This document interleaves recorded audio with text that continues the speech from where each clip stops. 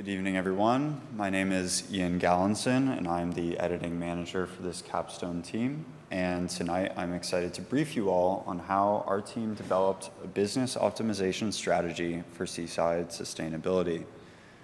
And so our wonderful team of 11 put this project together over the past 12 weeks, so quick shout out to all of them.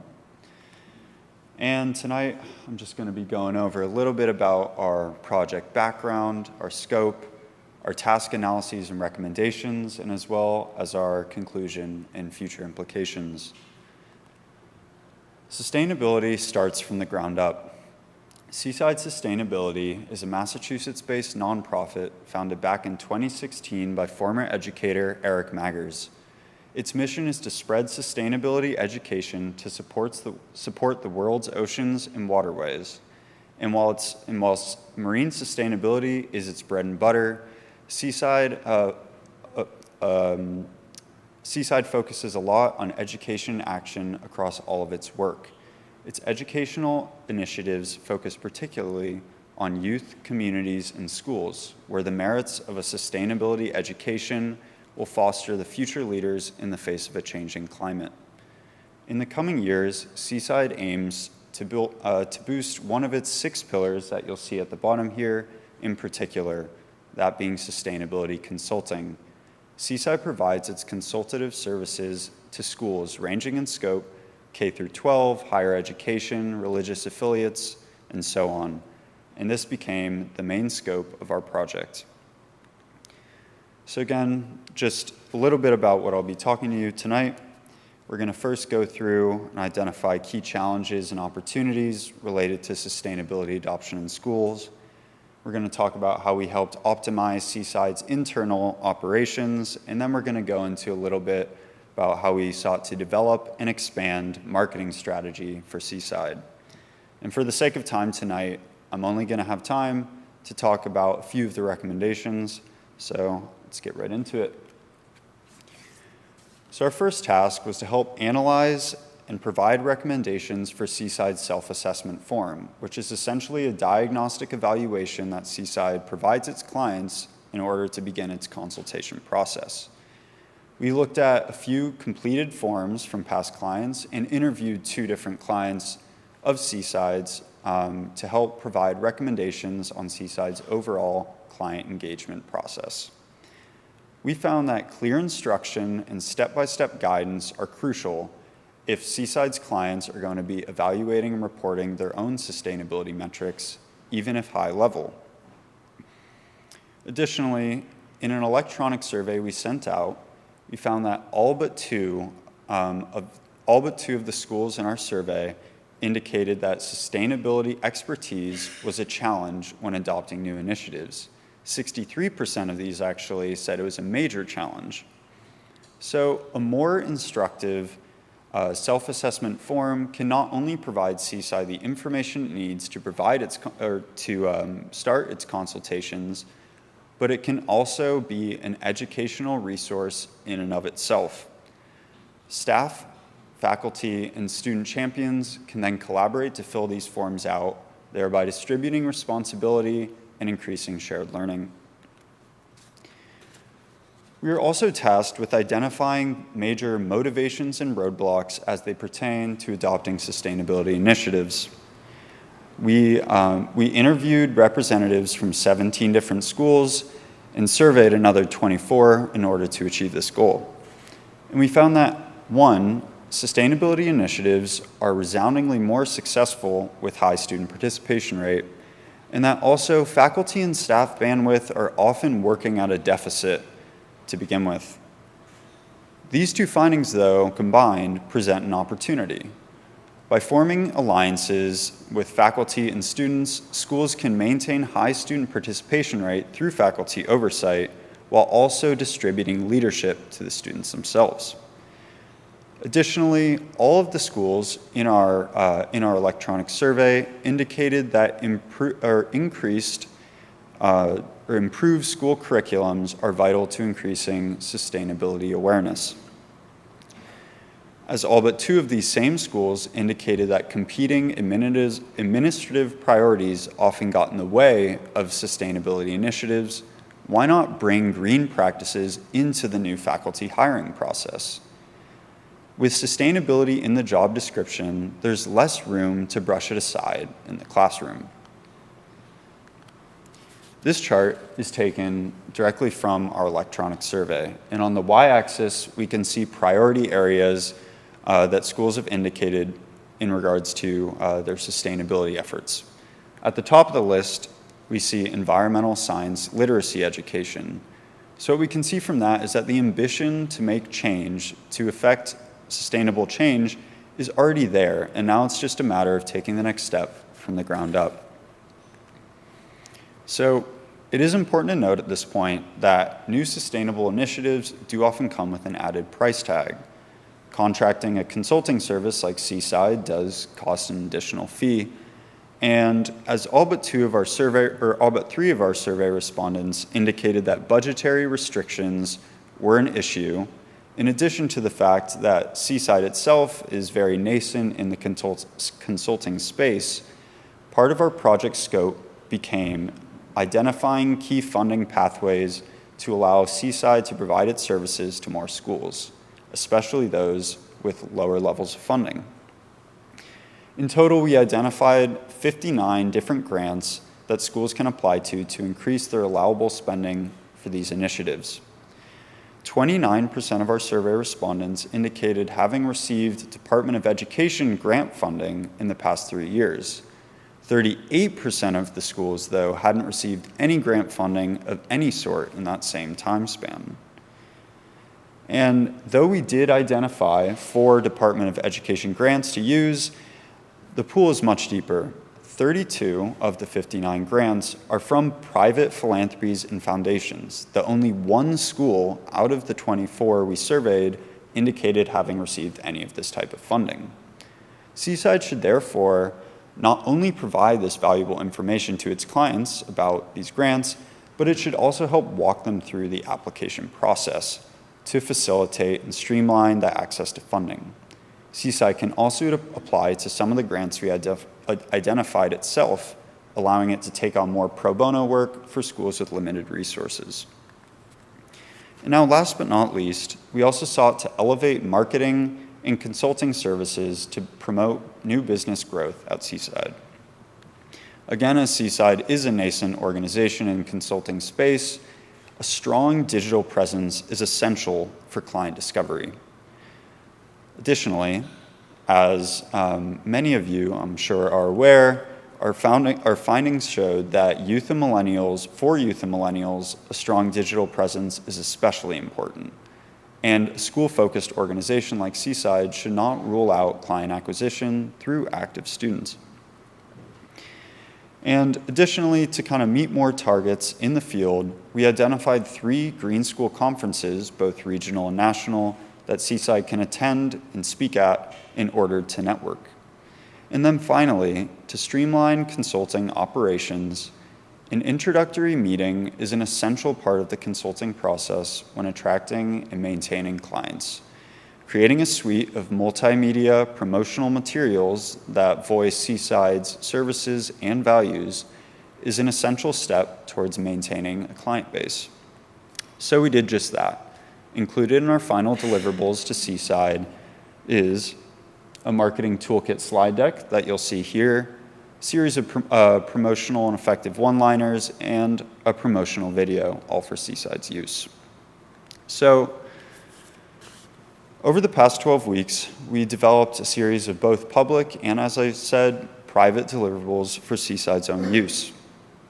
Customer acquisition and engagement, marketing challenges and motivations, funding pathways, these were all components of our holistic project approach.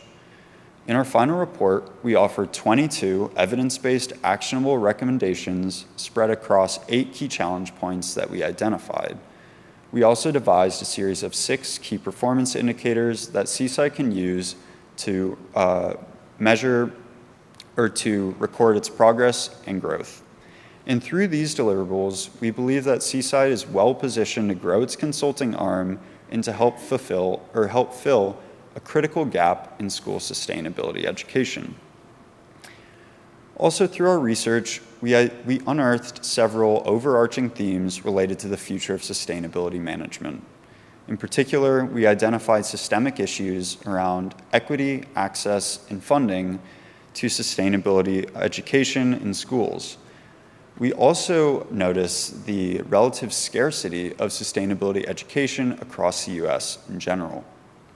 And so, given more time and resources, we believe that future research should focus on analyzing how to increase access to sustainability education in schools where funding is more limited and where students are more likely to face the brunt of climate change.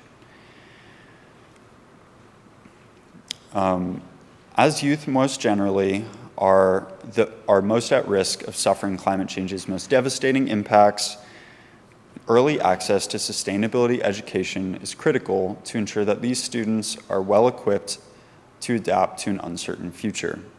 The overarching project scope of scaling sustainability education supports a future where relevant tools and knowledge become embedded into all facets of daily life.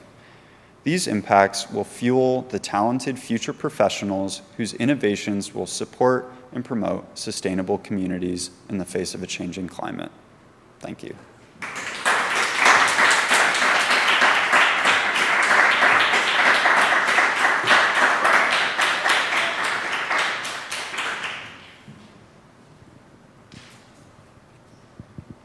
That was a great presentation. Thank you so much. Thank you. Would love to, if you could go back to slide 9. Very curious about the grant funding and federal funding that you guys have done research on. Off the top of your head, this is kind of a tough question. Do you know how many of the federal grants are contingent on the IRA / were brought into existence because of the Biden administration? And follow-up question, what would you recommend to educational institutions that are relying on these grants with an administration change? So I would love to be able to provide you like a holistic answer. I don't have that information off the top of my head. In terms of what schools can do, I think that the best step forward, especially with how Seaside can help them through this process, is just to apply as quickly as possible. A lot of these, I know with federal funding, if it's not used quickly, it can often be redistributed, and the best use for it would often be these types of initiatives. So the best answer I can give you right now without checking back at our notes is really just the speed of getting through and the accuracy of those processes. Thank you so much. Hi. How much leeway do you think schools have with increasing sustainability in their curriculum when there are certain states that are trying to not push climate science in schools? How do you deal with something like that? Yeah, I mean, that's definitely a struggle right now in some of the states where curriculums are being kind of pushed in the opposite direction. I would say that in that sense, it is very much a state-by-state basis. You know, you want to make sure that you're making the effort in designing the curriculums and proposing them to the overarching school boards.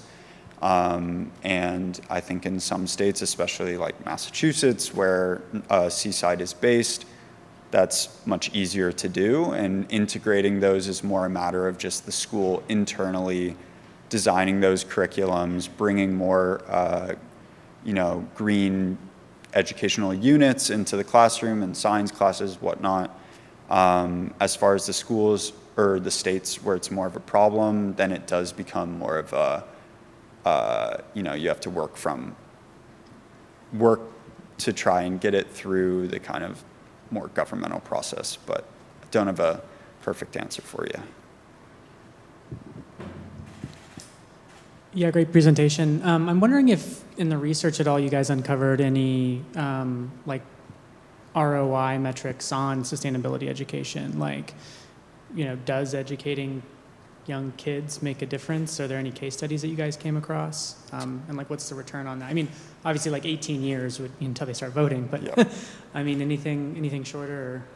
Or? like profound? So what I would start off with is that related to so from a school perspective, return on investment, the grants are really the part where we can see the most return on investment, just because with a lot of bandwidth concerns related to the staff, often they're taking the time away from their other duties to kind of incorporate this whole new set of challenges or expertise, can make things a little more difficult. So having that extra funding to elevate those specific portions of the educational process can be really helpful and can help make sure that there aren't resources that are being drained towards an education that hasn't necessarily been proven to look one way or another. In terms of students in particular, I don't recall having seen any case studies about that. I'm not sure if my team did, but yeah, I don't think we did.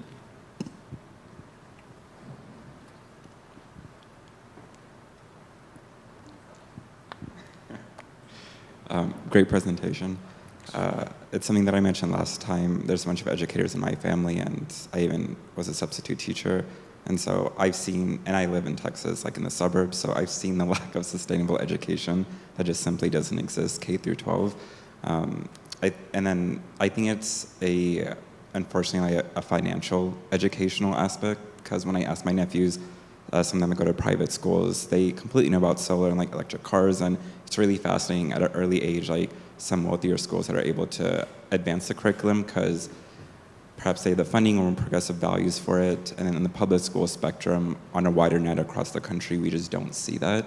And I think the way I see it is it being embedded into the current curriculum that already exists to get students really excited. I think what we're seeing right now with Greta Thunberg and the whole climate initiative that's a movement that's been happening is that the young generation is really passionate about it. And I think selling it as if it's a driving force to connect to other aspects, I think is a really great strategy. But I think that's a good question too, the ROI. And in kind of 10 years, what are two aspects that you really, if this strategic plan were to be implemented, what are two things that you would love to see?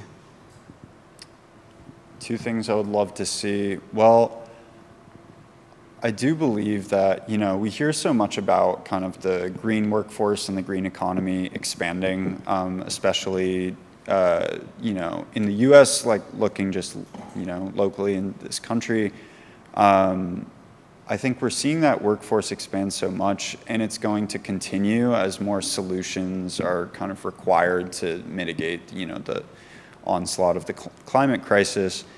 And so, I think one of the main merits of what Seaside's trying to do through its school consulting is to make sure that, all the gaps in the workforce are able to be filled. So that's not just necessarily climate consultants or the people running the greenhouse gas inventories, but that's also the people working on, energy efficiency and working in utilities and those types of roles. And so one of the recommendations that I didn't go into much, but that we suggest is looking into different trade schools to partner with in order to have classes that, students in schools where those classes aren't normally offered can still gain a glimpse into those kind of practices. So that could even be something like just, watching how HVAC units are kind of managed or replaced, or looking into, the concept of envelope buildings or energy efficiency in that sense. And so that's one of the big things I would say. Additionally, just because you asked for two, I would say I think there's also that kind of heart component where it's just embedding not only those kind of harder skills, but also just the appreciation for what sustainability means, not even only the environmental aspect, but also that sustainability at its core is a human issue. And when we think about it, we're thinking about kind of a sense of unity and how we can work together to kind of overcome an issue that's really become a lot bigger. And so, you know, in that sense, I think there's also that kind of empathetic component and just that interpersonal component of this type of education.